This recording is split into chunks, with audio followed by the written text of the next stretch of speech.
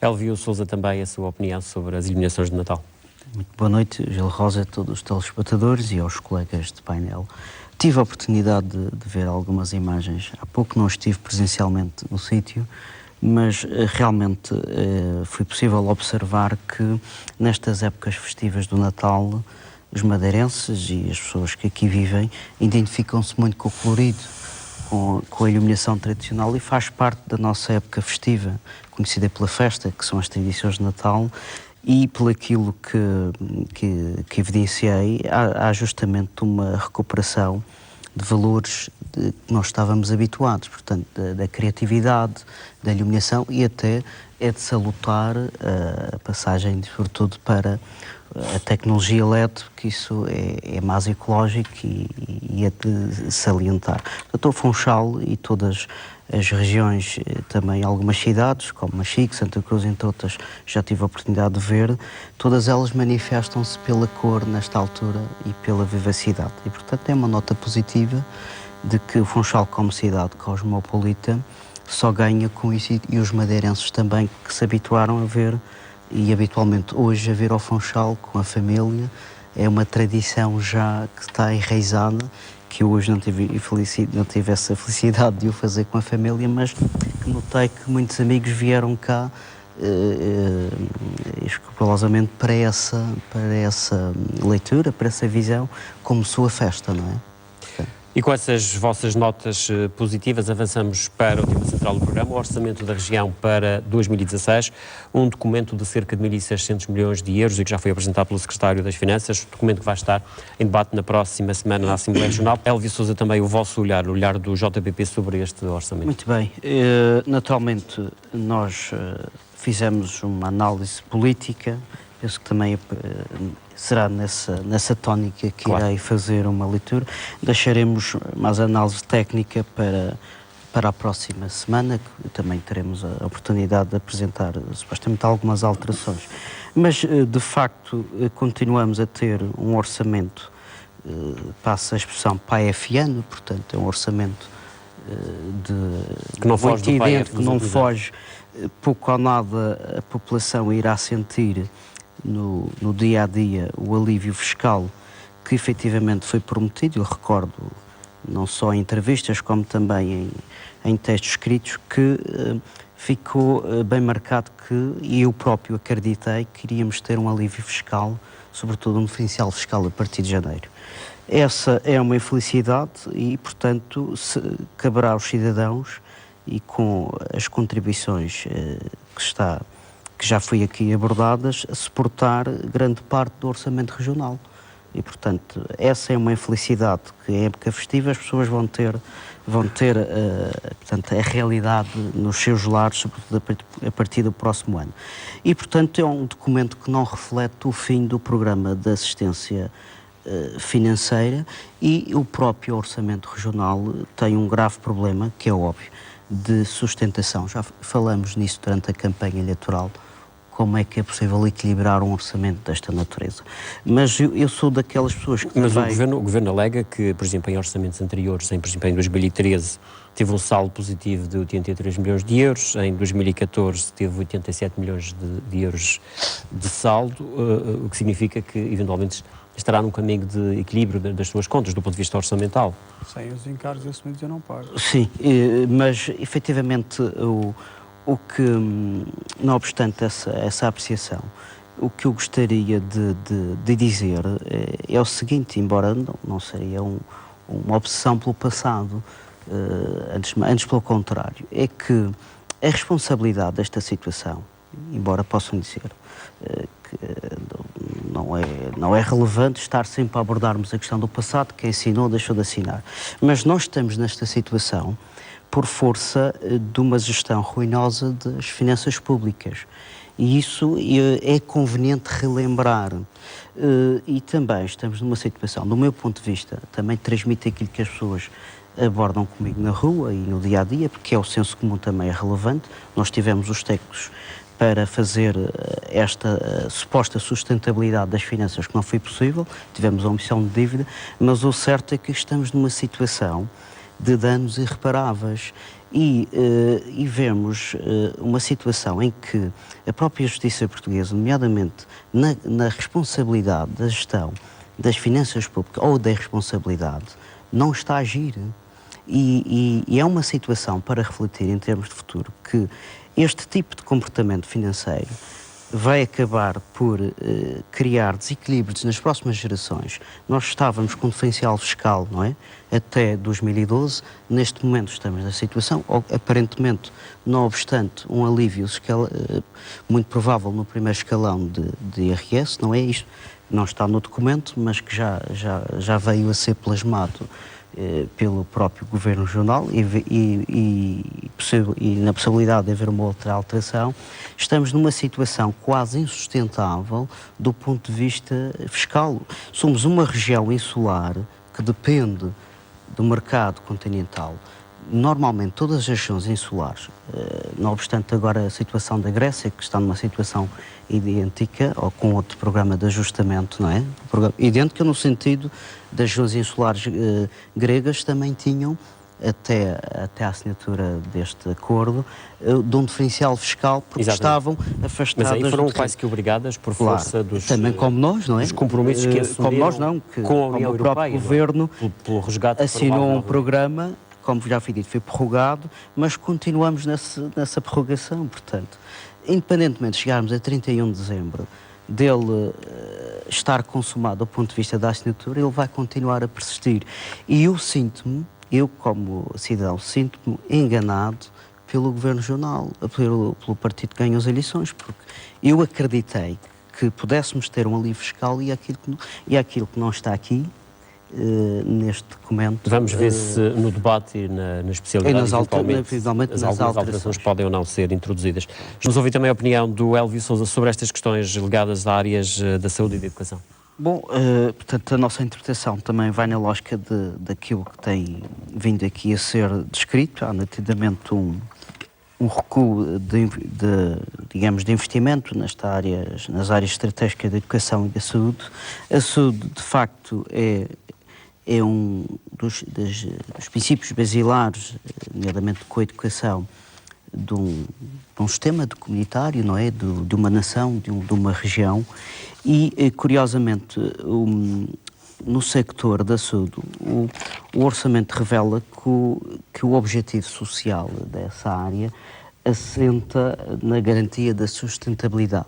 Aliás, isso até vai de acordo com aquilo que está plasmado no PAEF, de haver uma redução nesse sector, nomeadamente da despesa da saúde. A tal sustentabilidade, mas sem colocar em causa... Claro, mas é isso... A prestação dos cuidados era aí de que eu queria chegar. Exatamente. Era aí que eu queria chegar, exatamente, porque com a saúde não se brinca, como diz o adágio popular, e de facto é neste sector que nós depositamos grande preocupação. Até relativamente pouco tempo, pelo silêncio do secretário, do debate sobre o novo hospital, que talvez fazia mais sentido discutir o atual e as condições do atual do que discutir o novo, embora é um projeto estratégico para o futuro. Isso é mais que óbvio, que está internalizado na população, que está internalizado no próprio discurso político e social de todas as forças políticas. Mas este orçamento deveria, em nosso entender, e uma vez que se está a dar ênfase aqui à questão da saúde também, não obstante a educação, prestar muita atenção a estas falhas que têm vindo a ser identificadas no sector da saúde, nomeadamente algumas delas que põem em causa a prestação de cuidados de saúde. Por exemplo, o próprio orçamento fala que uma das prioridades para o sector da saúde é uma aposta nos cuidados primários. Portanto, obviamente, nos centros de saúde, não é? Digamos, o governo anterior e este governo, oxalá que não vai pelo mesmo caminho, mas está com 8 meses, mas há princípios que o levam a querer, retirou os enfermeiros do centro de saúde para o hospital. Portanto, há aqui uma contradição lógica entre aquilo que se diz e aquilo que se está a praticar. E nesse seguimento, a falta de medicamentos, nomeadamente a questão de alguns aparelhos que não estão a funcionar no hospital, embora demos o exemplo a semana passada, o aparelho de ressonância magnética, estou a falar da saúde, mas tem a ver com o orçamento, não é? Claro. Tem a ver com estas prioridades, nomeadamente, que dizem muito à população e que preocupam muito a população. A falta de medicamentos. Portanto, eu consideraria, numa análise política, mas também do ponto de vista económico, que o sector da saúde devia ser fortalecido em função de outras áreas que têm sido aqui já a ser discutido, sobretudo pelo facto da saúde ser, neste momento, uma das principais críticas dos próprios utentes. Portanto, estas falhas que têm vindo a ser identificadas. E vamos ao encontro das soluções sociais. O que o Elvio está a dizer é que não acredita que este dinheiro que está reservado para a saúde, que são 328 milhões, com este dinheiro o Governo consiga garantir a tal prestação dos cuidados de saúde às populações em condições, enfim, sem haver as tais falhas. Portanto, que está aqui a identificar. Se até agora com o orçamento retificativo ou com o orçamento existem falhas, com menos valor inscrito no próximo orçamento, nós levantamos essa interrogação. Também uma das inquietações que a leitura do orçamento me trouxe, até por comparação e pela experiência autárquica. Penso que logo na introdução fala de que a audação dos princípios do rigor e do controle orçamental permitiam, digamos, um exercício económico ou a obtenção de um saldo orçamental mais positivo.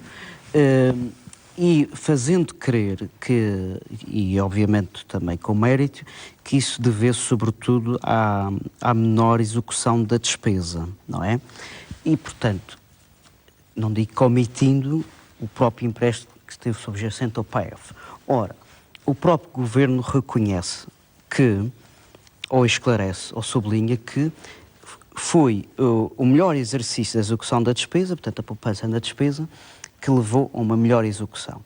Quando se fala dos outros programas de ajustamento económico ou de financiamento, nomeadamente o PAEL, o que se tem vindo a assistir da parte também do PSD, não é o caso concreto, mas é um exemplo, é que tem-se vindo a dizer que as autarquias têm recuperado, sobretudo derivado ao PAEL, portanto ao dinheiro que receberam do Estado e não tanto à boa execução interna da despesa. Portanto, há aqui uma nítida entramos no campo do debate político. Claro, mas é importante, que é legítimo, enfim, mas que é o que é. Também, e é importante levantar esta questão na discussão, porque é que um peso serve para uma área e não serve para outra. Estamos na reta final do programa, vamos reservar os últimos minutos para falarmos da deslocação de Miguel Albuquerque, o Presidente do Governo Regional, que está na África do Sul. Elvio Sousa, depois da Venezuela, agora Miguel Albuquerque na África do Sul, em contactos com os imigrantes.